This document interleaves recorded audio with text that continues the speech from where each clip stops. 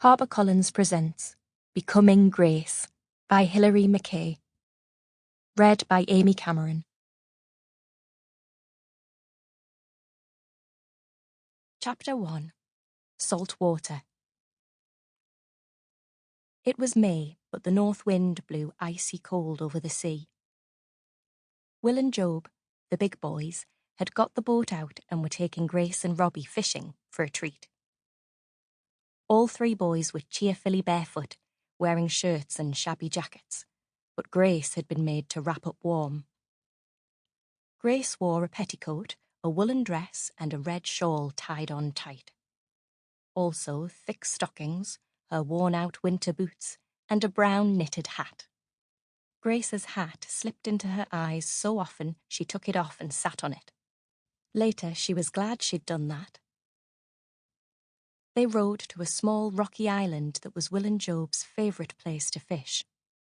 It had a rough stone jetty where they could tie up the boat and a little shingle beach. "You two can explore round here," Will told Grace and Robbie.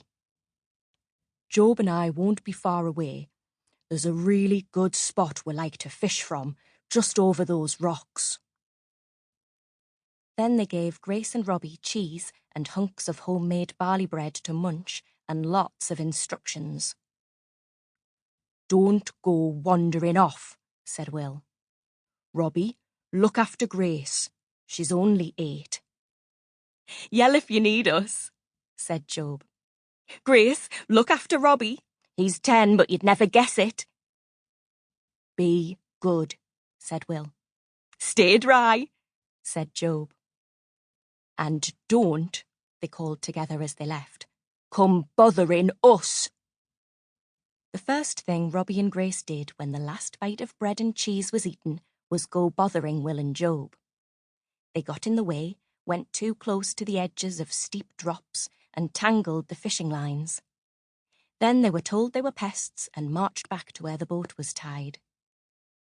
It was a big wooden coble, a sort of rowing boat. Other families might have a horse for transport or a donkey and cart, but Grace's father was a lighthouse keeper, so they had their old coble. Robbie had never been allowed in it alone. "I could be captain," he said hopefully, "and Grace could be crew, and we could very carefully." "Rob," said Will, "you unfasten that boat or touch those oars, and I swear I'll never take you anywhere again. Just stay on the beach and behave." Robbie looked unimpressed at the bit of shingle beach beside the jetty. "We can paddle," said Grace, and began to untie her boots. "No paddling," said Job. "Look for shells or whales or something. I once dropped a penny here. Look for that." "I'd rather look for proper treasure," said Robbie.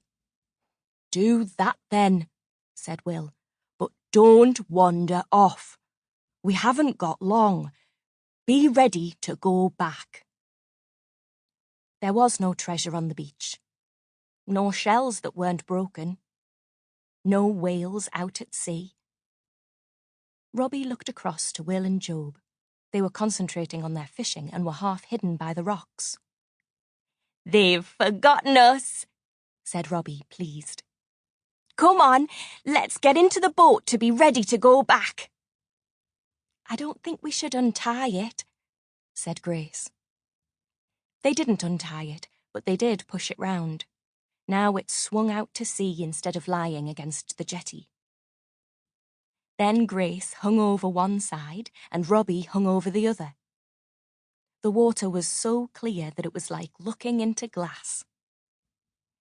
"I can see a little fish," said Grace. "I can see a sword," said Robbie. "Silver with a golden hilt." "I can see a crab," said Grace. "I can see a crown with jewels beside a skeleton. He's a lost sailor king." "I can see Job's penny," said Grace. She sounded so surprised that Robbie forgot his lost sailor king. He also forgot that even a tied-up boat needed to be balanced. Robbie jumped up and Sample complete. Ready to continue?